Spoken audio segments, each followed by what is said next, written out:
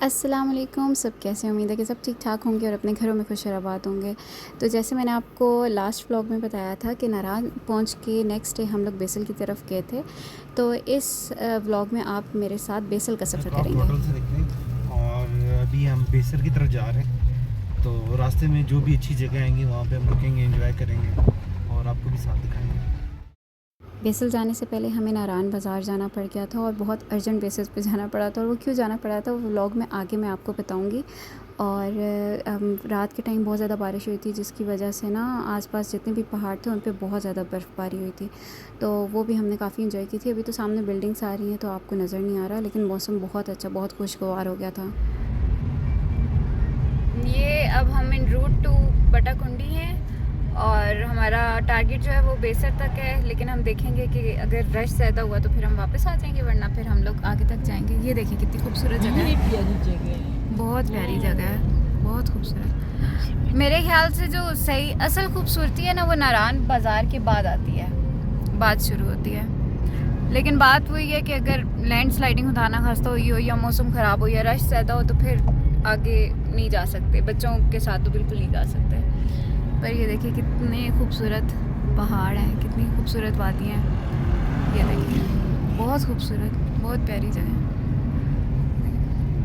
और बात आप लोगों से शेयर करती चलूँ कि जब हम लोग पैकिंग वगैरह कर रहे थे ना नारान की, तो बाकी सब कुछ तो हमने डाल दिया था, लेकिन मैं अपनी बेटी के लिए ना BF3 डालना मैं भूल गई थी, जो फार्मूला मिल्क होता है तो एक्स्ट्रा।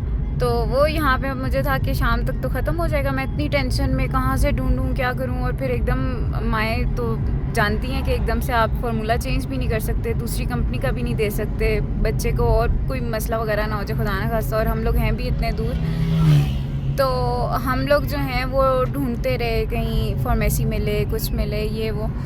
बीच में यहाँ पर अगर नैनग्रो या लैक्टोजन लेना चाहो तो वो तो मिल जाता है आराम से, लेकिन BF3 क्योंकि इम्पोर्टेड है तो वो ज़रा मुश्किल से मिलता है। तो खैर हम लोगों ने बहुत ढूंढा ये वो, तो आखिरकार मुझे ये भी मिल गया। तो मैं तो बहुत खुश हूँ, क्योंकि मैं पूरी रात सोचती आई हूँ कि ये इसको अब मैं नैनग्रो कैसे दूँगी ये वो, क्योंकि देना तो है। पर अल्लाह का शुक्र है मिल गया। तो मतलब नारान से ना आपको कोई ना कोई चीज़ मिल ही जाती है अगर आप ज़्यादा ढूंढो तो। जब भी आप लोग निकलें इस सफ़र की तरफ नॉर्दर्न एरियाज़ पे ख़ास तौर पे, और ख़ास तौर पे बच्चों के साथ, तो काइंडली मौसम का और जितना भी इंफॉर्मेशन आप आसपास की ले सकते हैं लैंड स्लाइडिंग से रिलेटेड और बाकी सारी, वो आप लाजमी लें, ताकि वहाँ पे जाके आपको कोई परेशानी ना हो। ये जो वाटरफॉल आप देख रहे हैं इसका नाम सोनी वाटरफॉल है, और यहाँ पे बहुत ज़्यादा रश था तो इसलिए हम फिर इस जगह पे नहीं रुक पाए, क्योंकि बहुत ज़्यादा लोग आए हुए थे यहाँ पे।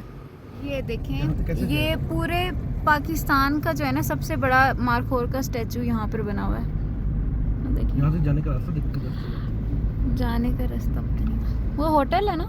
ये तो नहीं नहीं ना, अंदर नहीं जाते। नहीं, वो कहता हूँ आगे देखें। ये तो होटल। ये हम कुछ टाइम के लिए यहाँ पे रुके थे, और पीछे ना बहुत ज़्यादा फील्ड्स और बहुत ज़्यादा ग्रीनरी थी। यहाँ पे हमने बहुत खूब सारी पिक्चर्स ली थी।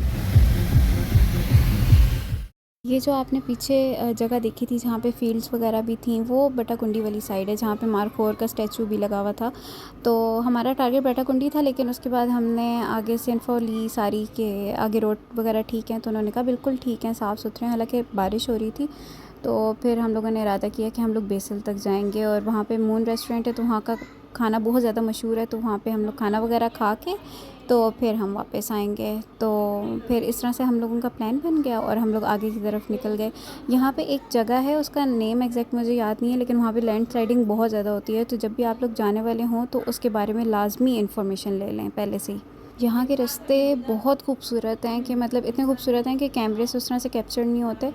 तो आप देखेंगे तो आप हैरान रह जाएंगे कि क्या हमारा पाकिस्तान वाकई इतना खूबसूरत है। इतनी खूबसूरत खूबसूरत जगह आती है ना कि मैंने वहाँ पे व्लॉगिंग भी नहीं की, मतलब वीडियोस भी नहीं बनाई, क्योंकि मैं बस उसको एंजॉय करना चाह रही थी। तो खैर हम लोग फिर कर आते यहाँ पे मून रेस्टोरेंट तक हम लोग पहुँच गए, और यहाँ पे इतना रश था, इतना रश था। हमें वहाँ यहाँ पे 2-3 इन्फ्लुएंसर्स भी नज़र आए थे। इवन मैं आपको एक मज़े की बात बताऊँ, यहाँ पे एक दूल्हा भी आया हुआ था, और उनकी शायद बारात थी या क्या, और वो पूरे उस गेटअप में थे, और दुल्हन भी थी, और यहाँ पे खाना खा रहे थे।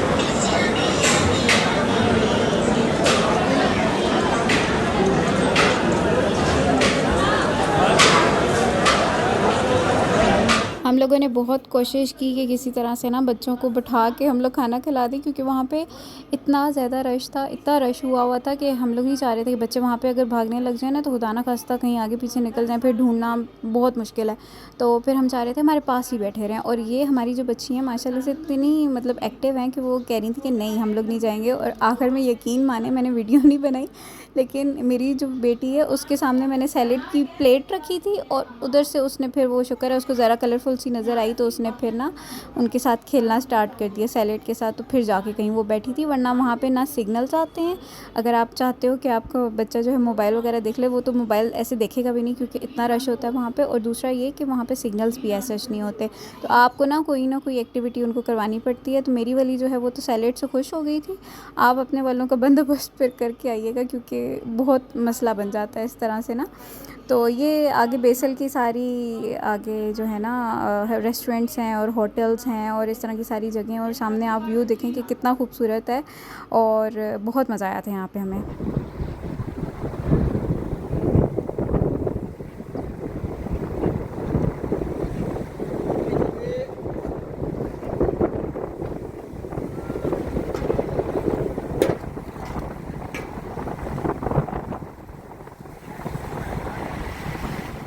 नेक्स्ट डे जो है हम लोग फिर वापसी के लिए निकल आए थे। सेकंड डे हमने बेसल में गुजारा था।